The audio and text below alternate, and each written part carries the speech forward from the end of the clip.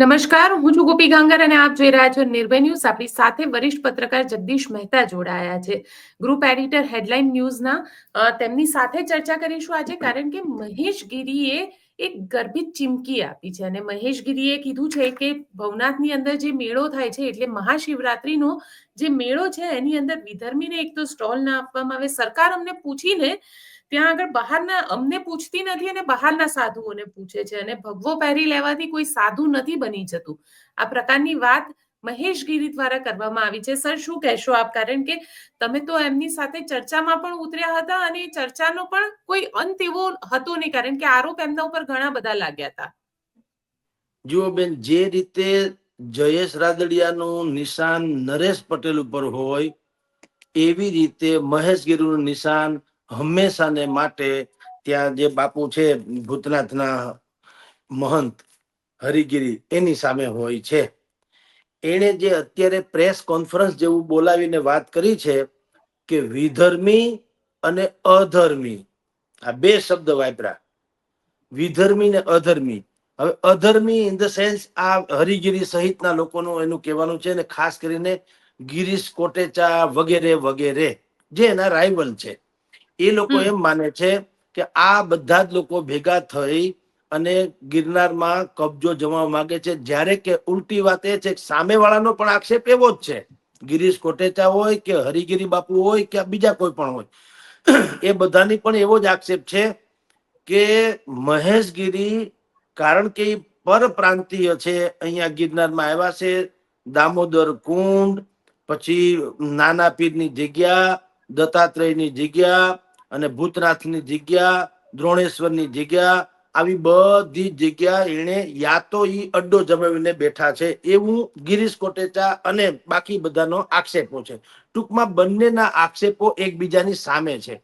પણ આમાં સૌથી ધ્યાનાકર્ષક વાત બેન એવી છે, આ વખતે ગિરનારમાં જે ભવનાથનો મેળો મહાશિવરાત્રીએ થાય છે એમાં સમથિંગ ઇઝ રોંગ, કાંઈક નવું રચાશે અને એ જે રીતે આપણે કલ્પના ન કરી હોય એવો કોઈ બખેડો કરવાની પણ સાજિશ થઈ રહી હોય એવું અત્યારે લાગે છે. કારણ એવું છે, અત્યાર સુધીમાં ક્યારેય કોઈ સાધુ સંતે આવી રીતના ચીમકી, ગર્ભિત ચીમકી કયો તો ઉચ્ચારી નથી કે ભાઈ ગિરનારમાં અધર્મી ને વિધર્મી કાંઈ પણ કરે તો એની જવાબદારી એમ કે સરકારની રહેશે. પણ આવું ક્યાં કાંઈ છે? આતંકવાદી કૃત્ય કે ભાગદોડ કે આમ ટૂંકમાં જો તમને આવી આશંકા હોય, તમને એટલે કે મહેશગીરીને જો એને એવી આશંકા હોય કે કાંઈક થશે, એનો અર્થ ઈ છે કે આવું થઈ શકે, એટલે કે આવું કરાવી શકાય. કરાવી શકાય તો જ આવું. મમને ને તમને, મને ને તમને કાલે શું થવાનું છે એ ખબર નથી હોતી, નિર્દોષ હોઈએ તો મહેશગીરીને એવું શું લાગે છે કે શિવરાત્રીના મેળામાં કાંઈક ડખો થશે, અને એને જો માની લો કે એવું એની પાસે કઈ ઇનપુટ્સ હોય, એની પાસે એવી કોઈ સંકેત હોય, એની પાસે એવી કોઈ વાત મળી હોય, તો એને શું કરવું જોઈએ? આમ ગામ ગધેડો કરવાની કઈ જરૂર નથી.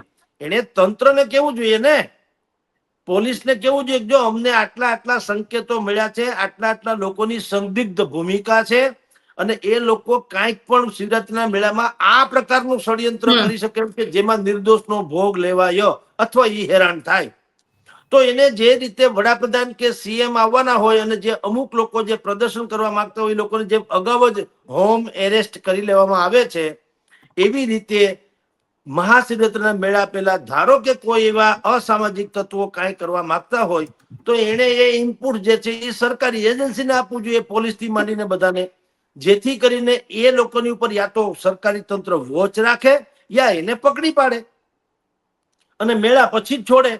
પરંતુ કોથળામાં પાનસેરી મારે એવી રીતના વાત કરવી, એનું ગુજરાતી ઈ છે કે સમથિંગ બંને પક્ષે હોય યા મહેશગીરી પક્ષે હોય, ગમે ત્યાં હોય, ક્યાંક સાજિશ તો રચાઈ રહી છે, એનો અર્થ એમ થયો. બીજું, મહેશગીરી એવી કઈ રીતે માગણી કરી શકે કે અમારો ગિરનાર અમને સોંપી દો અને ત્યાં વિધર્મીઓ જે છે એ કોઈ પણ દુકાન વગેરે રાખી શકે નહીં. ઉત્તર પ્રદેશમાં યોગી આદિત્યનાથે આવી વાત કરી, હકીકત છે, પણ એ ચીફ મિનિસ્ટર છે એટલે એ પોલિસી મેકર છે, ધારો કે. તો મહેશગીરીએ આવી ડિમાન્ડ કરવી જોઈએ કે ભાઈ અમારી વિનંતી છે કે અહીંયા વિધર્મીને આવે. એ સમજી શકાય, ભાઈ અમે સનાતની સંત છીએ અને અમે ઈચ્છીએ કે અહીંયા વિધર્મી ન આવે જેથી કરીને અમારી પવિત્રતા જળવાઈ દે, તો એ સાધુ સંત તરીકે ચોક્કસ કહી શકે, એમાં કઈ વાંધો નથી. પણ અહીંયા કોઈ વિધર્મી કે અધર્મી આવવું નહીં આ ગિરનારમાં, નહીતર કાંઈ ને કાંઈ થાય તો જવાબદારી અમારી નહીં. એટલે તમે ગિરનારના શું છુઓ? ગિરનાર તમારો પોતીકો છે એમ મારું કહેવાનું છે. અને વિધર્મી એટલે શું? એમ તો દેશમાં મુસ્લિમ સમાજ અને હિન્દુ સમાજ રે જ છે, સમજી લ્યો. તો તમે જે કટ્ટરવાદી હોય, ત્રાસવાદી હોય, અસામાજિક તત્વો હોય, એ ખેર એની વિશે તમે જે કોઈ બરાબર. અસામાજિક તત્વો હોય તો એની કોઈ જ્ઞાતિ હોતી નથી. મુસ્લિમ હોય તો મુસ્લિમ, હિન્દુ હોય તો હિન્દુ. પણ હવે આ હિન્દુ મુસ્લિમ તમે જો આવી રીતે મેળામાં, શિવરાત્રીના મેળામાં, હવે એ લોકો માની લો કે મુસલમાન સમાજના લોકો શું હોય, ત્યાં રમકડા વેચે કે બીજું કઈ માળા કંઠી વેચે કે યા ગમે તેમ રોજી રોટી કમાતા હોય. હવે તમે એને બહિષ્કૃત કરવાની વાત કરતા હો તો આ તો વર્ગ વિગ્રહ જેવી પરિસ્થિતિ થાય ને બેન. કારણ કે બધા જ લોકો ગદ્દારે નથી હોતા ને. અને આપણે બધા ક્યાં કોઈ માણસો એવા બધા બહુ દેશ પ્રેમી થઈ ગયા છો. ગિરનારમાં મહેશગીરી બાપુને કહો, તમે સ્વયં જયારે જે ગાદી તમે પચાવી છે ભૂતનાથ થી માંડીને ત્યાં ગિરનારની તળેટી દત્તાત્રેયની ટૂંચ સુધીની, તમારી સામે આક્ષેપ નથી. અને કે ભયંકર સનાતની વાતની લાગે વળગે ત્યાં સુધી આક્ષેપનો તો પાર નથી તમારી સામે. તમે જવાબ આપો છો, કોઈને ગળે ઉતરે એવા નથી.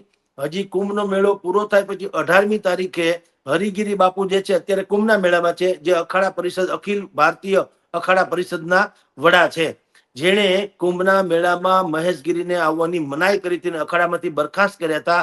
તો એમ છતાં ચાર્ટર પ્લેન કરી કેશોદથી ત્યાં ગયા, કુંભના મેળામાં નાઈ આવ્યા, ધૂપકા મારીને પાછું કીધું ખરું કુંભ કોઈના બાપનો નથી. આ સાધુની ભાષા તો નથી એટલીસ્ટ. એટલે એ જે ત્યાંથી ખુલ્લી ચેલેન્જ પણ આપી હતી, ત્યાંથી ખુલ્લી ચેલેન્જ પણ આપી હતી. અને સનાતન ધર્મની રક્ષા માટે કંઈ પણ છૂટી જવાની એમને વાત કરી હતી સર. પણ આ રીતની ચેલેન્જ આપવીને આ રીતની વાત કરવી કેટલી યોગ્ય? બસ હું પણ એ જ કહું છું બેન, મહેશગીરીને પણ અધિકાર છે, વાંધો નથી, પણ એની ભાષા તો કમસે કમ શાલીન હોવી જોઈએ. શિક્ષક અને માં એ પણ બાળકને ટપારે પણ છે, ખીજાય પણ છે. તમે જુઓ એ બંનેની ભાષા કેવી હોય કે સાંભળનારાને 100% લાગે કે આ એના હિતમાં ખીજાય છે અથવા તો ટપારે છે. માની ગાળ ઘીની નાળ એવું કહેવાતું હતું ગામડામાં. શું કામ? ઘીની નાળ એટલે કે તમે જેમ ઘી પીવો ને તંદુરસ્ત રહ્યો, એ માની ગાળ જે હોય એ ગાળ તો મીઠી ગાળ હોય, એ પણ આવી જ હોય. તો એમ સાધુ સંત જે છે એની ભાષા પેલા તો એવી હોવી જોઈએ, અમૃત વરસતું હોય એવી. અને એ ભાષામાં પણ વાત તો થઈ જ શકે ને કે ભાઈ તંત્રને એને કેવું જોઈએ. પ્રેસ કોન્ફરન્સ બોલાવી હતી સાધુ સંતોની, તો એને કેવું જોઈએ કે અમારી પાસે એવા કેટલાક ઇનપુટ્સ છે, એવા કેટલાક સંકેતો છે, અમને કેટલીક માહિતી મળી છે, જેના કારણે એવું લાગે કે ગિરનારમાં મહાશિવરાત્રીના મેળામાં આટલા તત્વો આ રીતે આવું કરી શકે ને એનાથી આવું નુકસાન થવાની સંભાવના છે. તો એને એ પોલીસને આપવું જોઈએ, તંત્ર આખું, જેથી કરીને પોલીસ જે છે એ વ્યવસ્થા કરી શકે. આ તમે ગામ ગધેડો કરો. હવે કાલ સવારે શંકા કરવા વાળા એમ કરે કે તમે આ કહીને શું કર્યું ખબર છે? બુદ્ધિપૂર્વકનું, જેમ આપણે કહે ને આગોતરા જામીન, આ એના જેવું કર્યું. તમારું જ ષડયંત્ર નહીં હોય એની શું ખાતરી? તમે કારણ કે તમે પ્રાંતથી આવો છો, બિહારના, ઉત્તર પ્રદેશના જે કોઈના લોકોને ત્યાં તમે બનાવ્યા છે. હવે એ લોકોને તમે કયો માથાકૂટ ન કરે નારાયણને થાય, પછી તમે શું કયો? અમે પહેલા કીધું તું કે આવું થાય એમ છે, આ જવાબદારી તંત્રની છે. તો ભલા માણા તંત્રને તમે કયો તો ખરા કે કોણ શું કરી શકે એમ છે. એટલે તમને કહો આ વખતનો મહાશિવરાત્રીનો મેળો જુનાગઢનો જે છે એ જો શાંતિથી કમસે કમ પતી જાય તો ગંગ નાયા ને ગોમતી તેર્યા. બાકી થાય એમ છે ડખો, એનો અર્થ એમ થયો આ જે પ્રેસ કોન્ફરન્સ. એટલે મહેશગીરી, હરિગીરી, ભાઈ કોટેચા, ગિરીશ કોટેચા, બધાનું જે અત્યારે સંઘર્ષ ચાલે છે એમાં આખી જનતા નક્કી નથી કરી શકતી કે સત્ય શું છે ને ખરેખર હિમાયતી કોણ છે સનાતની ધર્મનો. તો જનતા જે સાંભળતી હોય ને કહેવાનું આપણે એટલું થાય ગોપીબેન કે જે સાધુમાં તમને સાધુ ચરિત નજર પડતી હોય, એ પછી કોઈ પણ હોય, મહેશગીરી હોય તો આપણો તો કોઈ શત્રુ છે જ નહીં. મહેશગીરી પણ સાધુ સનાતની સંતને છાજે એવું વર્તન કરતા હોય તો વંદન હોજો. તો ક્યાં કઈ આપણે ગાદી કોઈને પચાવી પાડવી છે? આપણે એટલે મીડિયાને નહીં ને એના ટીકાકારોને નહીં. કારણ કે વાત તો શું છે, ગિરનારની પવિત્રતા જાળવવાની વાત છે. ત્યાં ગાદીના જે આ બધા ડખા પિંજણ ચાલે છે, એ ડખામાંથી બહાર લાવો તો ભક્તો, જે નિર્દોષ ભક્તો લાખો કરોડો છે, એની આપણે ચિંતા કરીએ છીએ. કારણ કે આ બધા જ લોકો જો ગાદી માટે થઈને આટલા પ્રપંચને પ્રોપરગંડા કરતા હોય, એનો અર્થ એમ છે કે નિર્દોષ ભક્તોની શ્રદ્ધાની ઉપર ખિલવાડ કરી રહ્યા છે.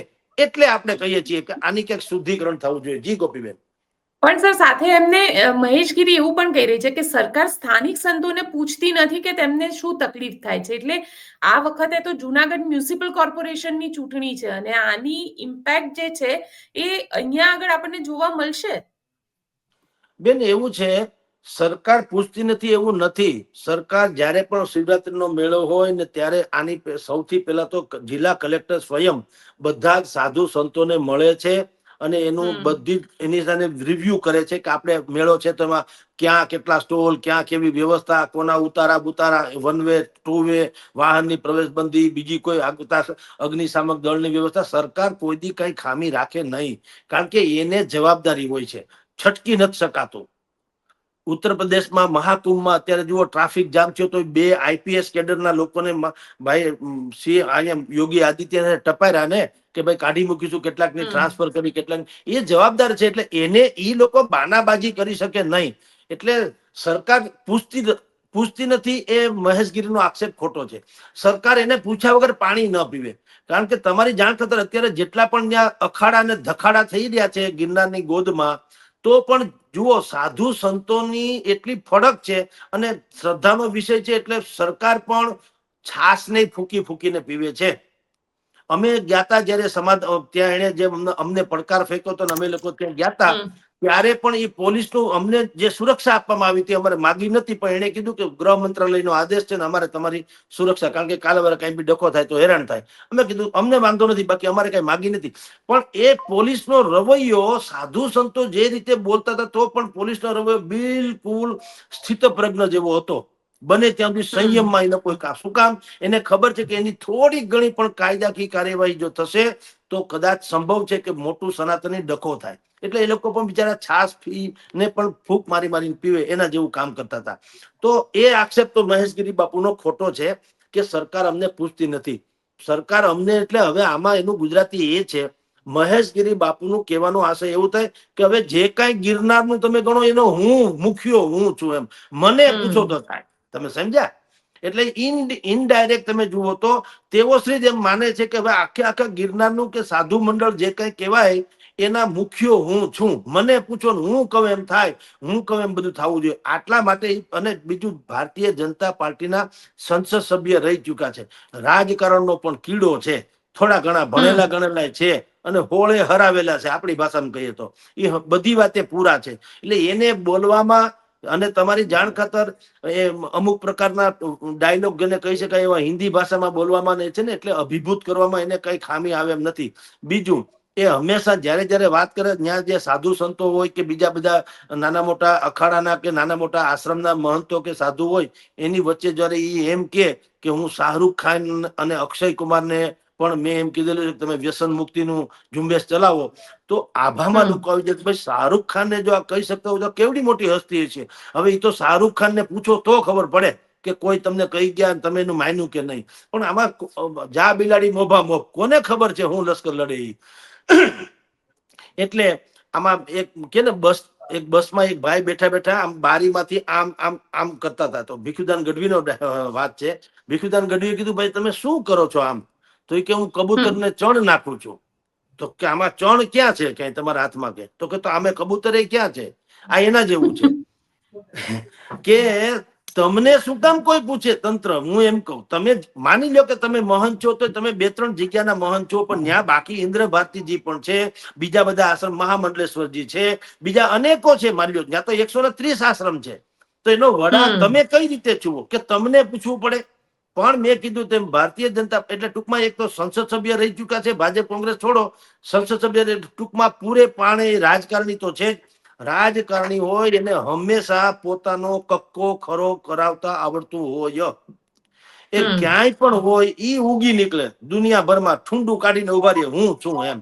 બીજા બધા દટાઈ જાય. અને બધા સાધુ સંતો અત્યારે મેં કીધું તેમ મોટી મોટી આવી વાતો કરી છે, એટલે બધા સાધુ સંતો પણ માને છે કે મહેશગીરી બાપુ બહુ મોટી આઈટમ છે, એટલે બધા એને આશ્રિત થઈ જાય અને પૈસા ભગવાન દયા છે. જો કેશોદ થી ચાર્ટર્ડ પ્લેનમાં જઈને જે માણસ, હું તમને કહું ત્યાં મહાકુંભમાં નાવા જઈ આવતા હોય તો તમે સમજી લો સાધુ. એટલે મૂળ વાત એવી છે બેન કે આ વખતનો શિવરાત્રીનો મેળો જે છે એ આ સાધુ સંતોની ટક્કરમાં ભક્તો માટે કસોટી રૂપ બનવાનો છે બેન. જી. પણ સર આની અસર, કારણ કે દર વખતે ગિરીશ કોટેચા ઉપર આરોપ લગાવે છે, પાર્થ કોટેચાને ટિકિટ આપવામાં આવી છે અને મ્યુનિસિપલ કોર્પોરેશનની ચૂંટણી પણ છે, એટલે જે રીતની વાતચીત મહેશ ગીરી કરી રહ્યા છે, આરોપ લગાડી રહ્યા છે, તમને લાગે છે આની અસર ચૂંટણી ઉપર પણ થશે સ્થાનિક સ્વરાજની, કારણ કે કોર્પોરેશન છે ત્યાં? ના બેન, કારણ કે લોકો બધું જાણી ગયા છે બેન. તમે સમજો, કોઈ દૂધે ધોયેલો નથી. લોકોને ખબર છે આ સનાતનની વાત કરનારા મહેશગીરી બાપુ અથવા તો શુદ્ધિકરણની વાત કરનારા ગિરીશભાઈ, તો ગિરીશભાઈને એઝ એ કોર્પોરેટર તમે વિચાર, મેયર, ડેપ્યુટી મેયર રહી ચુક્યા છે. તમે જનતાને પૂછો સેટિસ્ફાઈ છે પ્રજા? નહીં. તો પણ જીતતા તો આવ્યા જ છે. આજે આખું પક્ષ પલટો થઈ ગયો. ગિરીશભાઈ કોંગ્રેસમાં હતા અને પછી ભાજપમાં આવ્યા, પક્ષ પલટો કર્યો. તો ન્યાય છે ને, મેં તમને બેન હજારો વખત કીધું, દરેક ચેનલમાં કહું છું, આપણે ભૂલી જવું પડશે કે કોઈ તટસ્થ નાગરિકો બહુમતીમાં છે, લઘુમતીમાં છે, બહુમતીમાં નથી. એટલે ગુંડાને પણ જીતવું તો 100% જીતી જાય, ભલે ગુંડો હોય તો પણ જીતી જાય. આ લોકશાહી બેન છે જ નહીં, આ નેતાશાહી છે, આ વ્યૂહબાજી ચાહી છે, આ એવું છે. ગોઠવણ.com આમાં ન્યુટ્રલ તટસ્થ મતદારો રહ્યા ક્યાં, બચ્યા છે ક્યાં? તમે સમજો. એટલે એમાં કાંઈ ચૂંટણીમાં અસર નહીં. જેને જીતવું છે ને એ જીતી જશે, લખી રાખો. હારવું છે એ સારો હશે તો હારી જશે. તમે સારા હો તે બસ નથી, તમારે સમાજને કહેતું ફરવું પડે કે હું સારો છું, અને એને અહેસાસ કરાવવા માટે ખર્ચો થાય છે. અને આ સમાજે, આપણે ભલે બધા લોકો શું કરતા હોય છે, મત માગવા હોય ને એટલે હંમેશા લોકો જનતાની બહુ પ્રશંસા જ કરે કે હું ટીકા ન થાય. એટલે ધારો કે હું અત્યારે બોલું તો આગલી વરસાદ કોક વરસી પડશે, આ ભાઈ તો આમ છે ને આ ભાઈ તો તેમ છે. પણ હું તમને એમ કહું, જનતાને પણ કહું છું, તમે લોકો જયારે મત આપવા જાવ ત્યારે નાગરિકો રહો છો ખરા?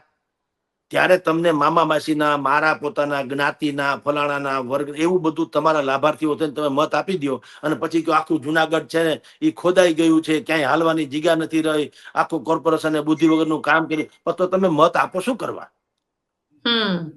તમારી પાસે ઓપ્શન તો છે. ભલે સામે વાળો હું કોઈ ભોજ્યોભાઈ ને ઓળખતો ન હોય, બે ઘડી માની લ્યો, પણ એક સિમ્પલ માણસ ઉભો સારો છે, શિક્ષક દરજ્જાનો માણસ કે કોઈ ઉભો હોય, ભલે નહીં અપક્ષ હોય, પણ તમે જીતાડો ને, તમારો પરચો તો આપો કે સારા લોકોને. એટલે અમુક માથા ભારે લોકોને એમ ખબર પડે કે ના ના, જનતા એવી છે કે એ ભલભલાને દૂર કરી દે ને ગમે એને પણ બેસાડી શકે એમ છે. એવો તમે પરચો તો આપી શકતા નથી.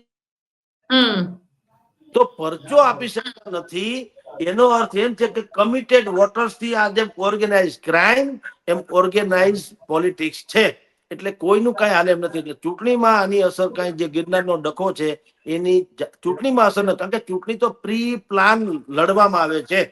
ચૂંટણીમાં કઈ ફ્લોટિંગ વોટર્સ હવે રહ્યા જ નથી બેન. ફ્લોટિંગ વોટર્સ એટલે જે વેવ્સમાં ન આવે અને પરિસ્થિતિ જાણી જોઈને સારાને મત આપે ને ખરાબને ન આપે, એને ફ્લોટિંગ વોટર્સ કહેવાય. એટલે કે તટસ્થ, કે જે કોઈ પક્ષમાં ન હોય, એને એમ લાગે ફલાણાભાઈ બહુ સારા છે તો એને મત આપવું, નથી તો ખરાબ છે તો નથી આપવું.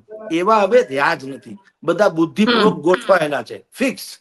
અને ફિક્સ થાળી જેમ તમે જમવા જાવ હોટલમાં, ફિક્સ ભાણું આપે, એમાં બધું આવી જાય, કઢી આવી જાય, ભાતે આવી જાય, સંભારો આવી જાય. ફિક્સ એટલે ફિક્સ. તમારે ખાવું ન ખાવું તમારી મરજી, પણ તમને બધી વસ્તુ આપી દે. વધારે નહીં તમારે જોતી હોય તો જ તમારે પૈસા ચૂકવવા પડે, બાકી ફિક્સમાં બધી વસ્તુ આવી જાય. એમાં બધું ફિક્સ છે બેન. ક્રિકેટમાં જ ફિક્સિંગ થાય એવું નથી. હવેની ચૂંટણીઓ બધી ફિક્સિંગ વાળી જ હોય છે.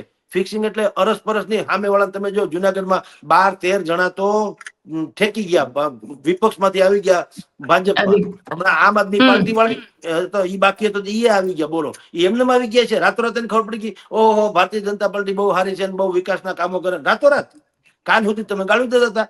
એટલે આ બધું તો હાલ તો આપણી નજર સામે છે.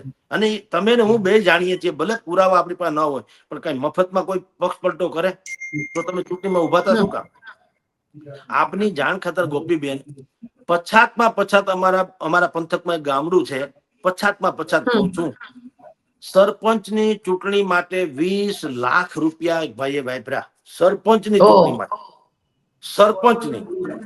જ્યાં તમે બીજું શું હશે તમે વિચાર કરજો, સરપંચની ચૂંટણીમાં 20 લાખ રૂપિયા એને વાપર્યા અને હજી ઈ તો સુખી છે, ગામ દુખી છે, ઈ ભાઈ તો સુખી છે. 20 ના 50 થયા હોય કે ન થયા હોય, તો આ તો મહાનગરપાલિકાનું કોર્પોરેશન છે, કોર્પોરેશનના કોર્પોરેટરની વાતો છે. એમને પક્ષ પલટો કરી નાખે મફતમાં લડ્યા વગર. તમે સમજી ગયા એનું ગુજરાતી? બસ આ વાત છે કે બધું ફિક્સિંગ છે બેન. આ લોકતંત્ર છે જ નહીં. જે લોકો આને લોકતંત્ર ને લોક પ્રતિનિધિ ને સેવક ને છેવાડાના લોકો અરે ઉલ્લુ બનાવે છે હંધાય. બુદ્ધિપૂર્વકની ગોઠવણ.com. જેને જીતવું એ જીતે જ છે, જેને હરાવવું છે હારે જ છે. એટલે જુનાગઢની ચૂંટણી પણ અત્યારે ભલે થતી નૈરું ફારસ છે, લખી રાખજો. બુદ્ધિપૂર્વકના લોકો જીતી જશે. હારા માણસો હશે પણ એની પાસે બિચારા પાસે કઈ આપણે તમે જોજો, મેં તમને તે દિવસે કીધું બેન, અખંડ આનંદ જે છે ને ઈ બંધ પડી જાય ને ફિલ્મ ફેર છે એની કોપી વધી જાય. આ યુગ ઈ છે, આ યુગ ઈ છે. અખંડ આનંદ તો પવિત્ર ગ્રંથ જેવું છે, સારું છે ને. તમે જો ઈ ડસકા ખાય, એને ચલાવવું ડસકા ખાય. બરાબર. ધાર્મિક ચેનલ તમે જુઓ, ગલઢા બુઢા જુએ છે, ટીવી ચેનલ તો બધી આવે છે, ધાર્મિક છે. તમે જો એના વ્યુઅર્સ જુઓ અને બાકી બધી આ બધી કહાની ઓલી જે આવે છે બધી ડ્રામેટિકલ બધી, એના તમે વ્યુઅર્સ જુઓ. જાહેરાત એમાં વધુ આવે ને ઓલામાં ઓછી આવે ને. તો ખરેખર આપણે ધર્મચુસ્ત હોઈએ, સનાતન ધર્મમાં માનતા હોઈએ તો આ બધી ચેનલો બધા જોવાતી ન હોત. એટલે એવું કઈ છે નહીં બેન. વાત સાચી છે. એટલે જ આ રણવીર ઇલાબાદિયા જે અત્યારે યંગ જનરેશન માટે કહેવાય છે, એક આઈડિયલ ગણાય છે અને લોકોને દરેકને એવું બનવું છે સોશિયલ મીડિયાની અંદર. પણ એ લોકો જે પ્રકારની ભાષા વાપરી રહ્યા છે, મજા દરેકને લેવી છે, પણ એ કલ્ચર સંસ્કૃતિ આપણી ત્યાંથી હટી રહી છે. બિલકુલ. આપણે છે ને બેન બહિષ્કૃત કરવાની જે સિસ્ટમ છે ને એ લોકો આપણે યા તો ભૂલી ગયા છે યા કરતા નથી. આપણે બધા શું કરીએ, ભાઈ મોટો માણસ કોઈ ભાઈ આપણે શું કરી શકીએ? એટલે તમે અવગણી તો શકો, કાંઈ ન કરો તો અવગણો. એનાથી મોટી કોઈ કરતા કોઈ સજા નથી. તમે એને અવગણો, એની સભામાં ન જાઓ, એને મત ન આપો, એની વિરુદ્ધની વાતો એમાં તમારી પાસે સાચી વાત હોય તો એની વાત કરો કે આ ભાઈ આવા છે, એમ અવગણો તો ખરા તમે. આમાં લોકો શું કે હવે વિપક્ષમાં કોઈ સારું છે ને એટલે પછી અમારે એમ કે શાસક પક્ષને મત આપવો પડે. અરે ભાઈ ન દો, નોટા તો રાખ્યું છે એનો ટીએ, માની લ્યો. પણ તમે અને બીજું, સારો માણસ અપક્ષમાં ભલે નહીં ઉભો, હું તો ઇન્ડિવિજ્યુઅલ ઉભો છું, એ માણસને ભોજ્યભાઈ ઓળખતો નથી અથવા તો એ સારો છે પણ એની પાસે નથી પૈસા કે નથી પ્રચારના સાધનો, પણ એ સારો છે એ બસ નથી. તો તમારે એના કોર્પોરેટરમાં ઉભા હોય તો કોર્પોરેટર તો વાત કેવડી ને વિસ્તાર કેવડો. તો તમારે બધા લોકોને ઓળખતા હોય ચૂંટણીમાં ઉભા હોય એટલે કે આ ભાઈ ખરેખર સારો છે કે નહીં. તમને એમ લાગે એટલે કે મતદારોને જેવું લાગે કે આ ભાઈ અપક્ષ ઉભા છે, કોઈએ ટિકિટ આપી નથી અને એની પાસે રૂપિયો નથી, પ્રચાર કરે નથી, પણ છે માણસ 108 જેવો કે ગમે ત્યારે પણ એ હંમેશા ઉભો, તો જીતાડો ને ભલા માણસ. તો લોકતંત્ર તો એને કહેવાય કે તમે સારા માણસોને જીતાડો ને ખરાબ માણસોને હરાવો તો તમે લોકતંત્રને લાયક છો. હવે તમારે ગુંડાથી માંડીને બદમાશ સુધીને ટેકો આપવો છે, સાથ આપવો છે, લાભ લઈ લેવા છે અને પછી છાજિયા લેવા છે. એ અમારા રોડ તૂટી ગયા, નળ તૂટી ગયા, ગટર નથી ભરવાનું, ક્યાંથી હોય?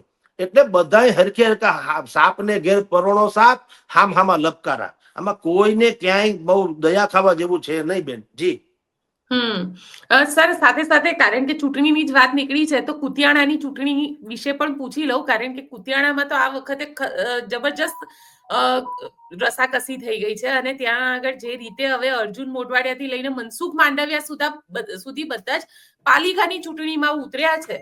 તમને શું લાગી રહ્યું છે કે ત્યાં આગળ આ વખતે વર્ચસ્વની લડાઈની વચ્ચે, કારણ કે ગઈકાલે પાકિસ્તાનને પણ લઈ આવ્યા કાંધલ જાડેજાએ કહી દીધું કે આ પોરબંદર છે, પાકિસ્તાન નથી. એટલે ચૂંટણી એક અલગ જ લેવલની ત્યાં આગળ ચાલી રહી છે કુતિયાણામાં.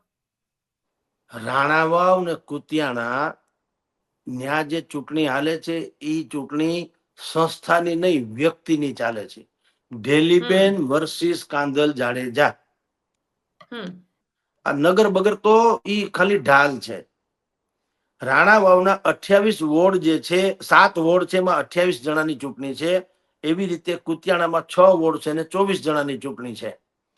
રાણાવાવમાં અત્યારે રાણાવાવની નગરપાલિકા જે છે એમાં કાંધલ જાડેજાની પેનલનું અત્યારે શાસન છે ને આ વખતે પહેલી વખત કુતિયાણામાં પણ ઉભા છે ઢેલીબેનની સામે.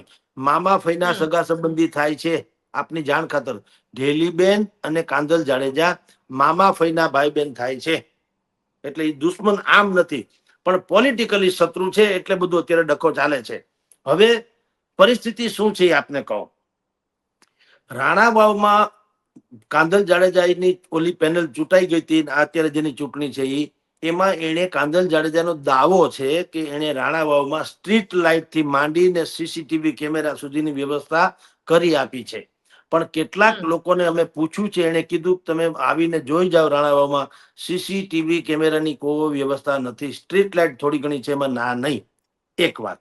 બીજું, હવે આમાં ભારતીય જનતા પાર્ટી છે ને છુપે રુસ્તમ છે આ ચૂંટણીમાં, બંને બાજુ કહું છું હો. કારણ કે ભારતીય જનતા પાર્ટીએ કુતિયાણામાં ઢેલીબેન અને એના પરિવારજનો 4 લોકોને ટિકિટ આપી છે. પરિવારવાદની વાત કરનારી ભારતીય જનતા પાર્ટીએ ઢેલીબેનના 4 લોકોને ટિકિટ આપી છે, પુત્રવધુ, પુત્ર, ફલાણું ઢીકણું, રાઈટ. હવે કાંધલ જાડેજાએ કુતિયાણામાં ઢેલીબેનના વિરોધને કારણે ઝંપલાવ્યું છે. એને કઈ બહુ ઓળઘોળ થઈ ગયા એવું નથી, ઢેલીબેનના કારણે. પણ મુશ્કેલી શું છે બેન, કે કાંધલ જાડેજાને એના પોતાના ભાઈ કાનો, જેને કરણ કે છે, કરણ જાડેજા, કાનાભાઈ જાડેજાને બાદ કરો તો જે ઉમેદવારો ઉભા રાખ્યા છે 24 માંથી, જે કઈ એને ઉભા રાખ્યા છે એ બધા સમજા જેવું છે. એ કોઈ નામાધારી નથી, એ કોઈ એવા સ્ટેટસ આમ શિક્ષિત હોય, વિઝનરી હોય, ભરોસેમંદ હોય, સારા લોકોમાં હોય, સારા ઇન ધ સેન્સ બધી રીતે સારા કહું છું, કોઈ વર્ણવાદ કે એવી વાત નથી.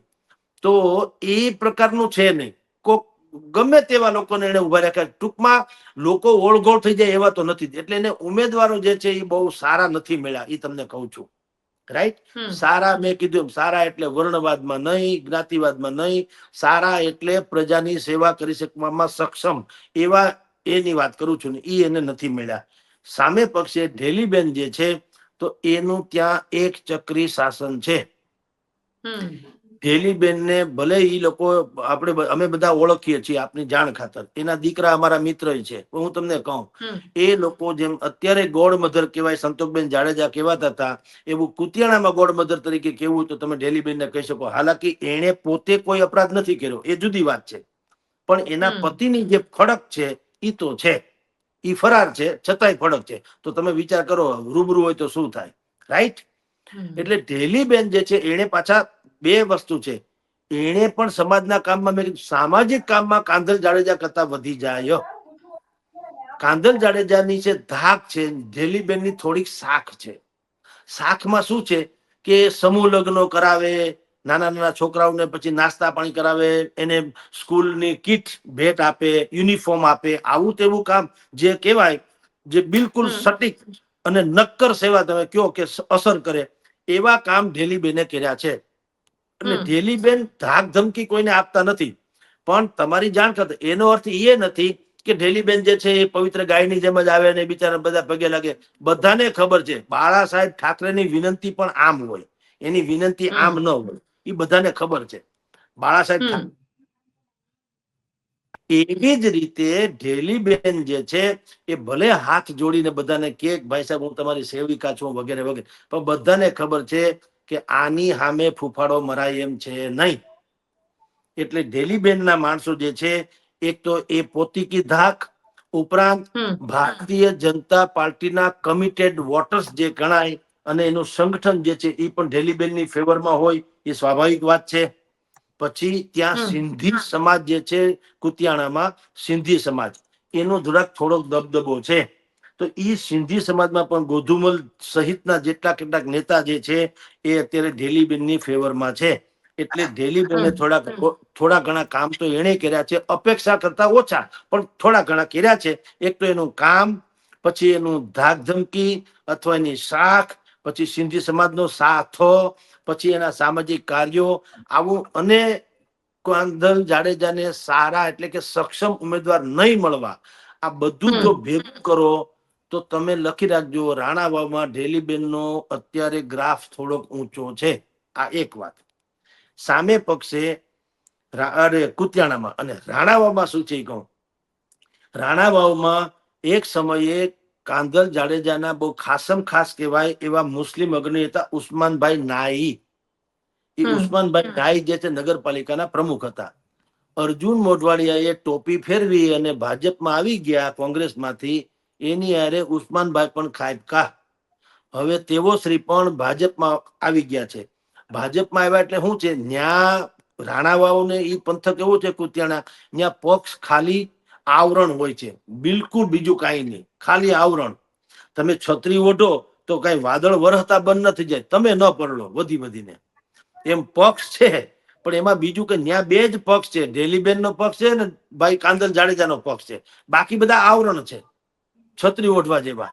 એટલે ઉસ્માનભાઈ કાંદલ જાડેજાની વિરુદ્ધમાં કઈ ન જાય, પણ હવે પેલા જેવું ટેકાબાઈ ન રહે, એટલે એ સુસુપ્ત અવસ્થા કહેવાય બુદ્ધિપૂર્વક. એટલે હોનું ખરું પણ લંકામાં હોનું શું કામનું, એના જેવું. ત્રીજી વાત, તમે ભલે શરૂઆતમાં કીધું કે આમાં ભાઈ મનસુખભાઈ માંડવિયા અને અર્જુનભાઈ ને બધા ખાપકા છે, કોઈ ખાપક્યું નથી બેન. ત્યાં જીતવું અને જીવવું આ બે વચ્ચે ડખો હાલે છે. તમારે કુતિયાણા રાણાવાવમાં બે જ શબ્દો છે, તમારે જીવવું છે કે જીતવું છે. એટલે નથી અર્જુનભાઈ મોઢવાડિયાનું અત્યારે કોઈ બહુ લાંબુ સ્ટેટમેન્ટ આવ્યું, એકેય સ્ટેટમેન્ટ તમે વાંચી ક્યાંય મને બતાવો કે અર્જુનભાઈ જેમ બીજા નરેન્દ્ર મોદી વિરુદ્ધ બોલતા હતા, જે માણસ કરા ફાડે ઈ કહી દે લે ભાઈડા હોય તો કે કાંદલ જાડેજાને છે અમે જેલના હરિયા ગણાવશું, એના પાપના ફલાણું, એવું ક્યાંય હોય તો સાંભળો, નહીં તો એમાં કઈ ગોતવા પડે એમ તો છે નહીં. પણ બોલ્યા નહીં, બોલે મરી જવું બોલી, બધા હરખા ભેગા થયા છે. એટલે ન્યા લોહા લોહે કો કાટેગા, જે જીતશે તેમાં. જનતા બનતા તો બિચારી કેવળ મૂક દર્શક રહેવાની, જેની પાસે શક્તિ છે એ લોકો એમાં જીતશે. ભારતીય જનતા પાર્ટી પાસે રાણાવાવમાં કોઈ ચહેરો નથી. હવે અત્યારે લડે છે કાંદલ જાડેજા મેદાનમાં છે, એની સપા બપા એવી પાર્ટી છે સમાજવાદી પાર્ટી, અને ભાજપ જે છે એ સંગઠનના આધારે લડે છે, ચહેરો નહીં. હવે પછી જીત્યા પછી નક્કી થાય કોને શું કરવું. પણ ઈ પણ તમે જો ભાજપનું પણ તમે એક સ્ટેટમેન્ટ મને બતાવી દો કે કાંદલ જાડેજા છે એ અપરાધી છે કે માથા ભારે છે અને અમે એના ઠેકાણે પાડી દઈશું, કોઈ નહીં બોલે. તમે જુઓ બંને પક્ષ, કાંદલ કોના રાજ્યસભાની ચૂંટણી વખતે કાંદલ જાડેજાએ સમાજવાદીમાં પાર્ટીમાં હોવા છતાં ભારતીય જનતા પાર્ટીને છડે ધાડ ટેકો આપ્યો હતો. એમાં ડીલ શું છે કાંદલ જાડેજાની ને ભારતીય જનતા પાર્ટીની? કાંદલે એવું કીધું, એટલે કે આ લોકો કે છે એમ કઉ છું, આપણી પાસે પુરાવા લેખિતમાં ન હોય, કે તમે મારો ભૂતકાળ ઓળખતા નહીં, મારો ભૂતકાળ ઉખેડી અને મારું ભવિષ્ય બગાડતા નહીં, તો હું તમારું વર્તમાન યથાવત રાખીશ. રાઈટ, વાત સાચી છે. હા, એટલે ભારતીય જનતા પાર્ટીનો ભૂતકાળ નથી ઉખેડતી. બોલો, માપ તારું પ્રકાશ જાડેજા ધર્મ તારો સંભાળ રહે, બોલશે નહીં, નહીં તો જેટલા મથેજા વાળ સતી રાણી એટલા કર્મ મેં કર્યા, એના જેવું તો છે, પણ બોલશે નહીં બિલકુલ.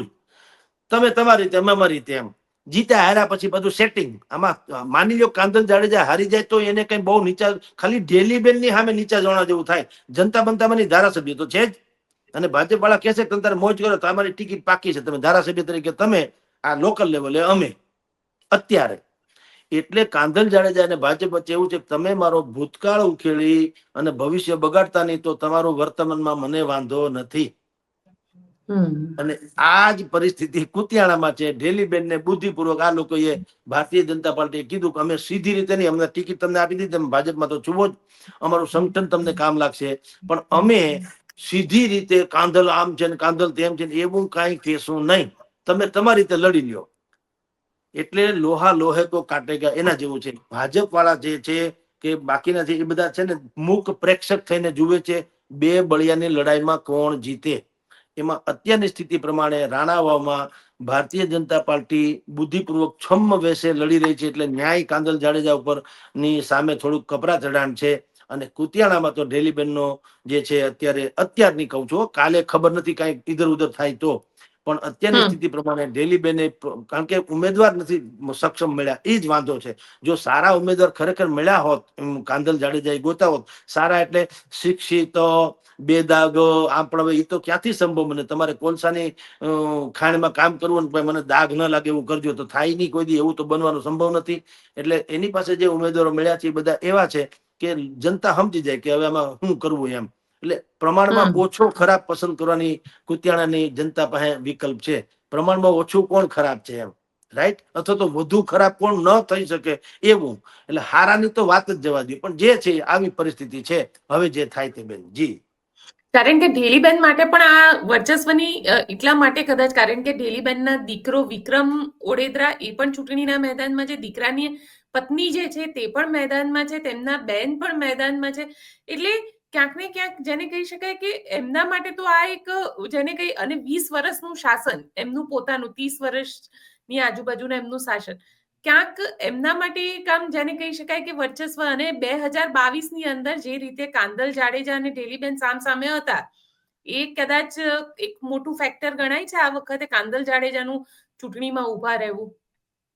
બિલકુલ એ આખું યુ ટર્ન લઈ લીધો. પેલા શું હતું, કાંદલ જાડેજા ધારાસભામાં લડતા હતા, ધારાસભામાં ઢેલીબેન ને કઈ રસ નતો એટલે એને કીધું કઈ વાંધો નહીં, તમે તારે જે કરવું એ કરો.